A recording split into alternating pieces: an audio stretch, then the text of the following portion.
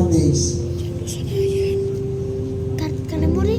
At Panginoon, kami nagtitiwala at patuloy na naniniwala, Panginoon, that the same faithfulness, the same goodness, the same grace, Lord God, that will continually sustain us, Lord, ngayong 2024 ay patuloy mong ipagkakaloob mo sa amin ang magbanal.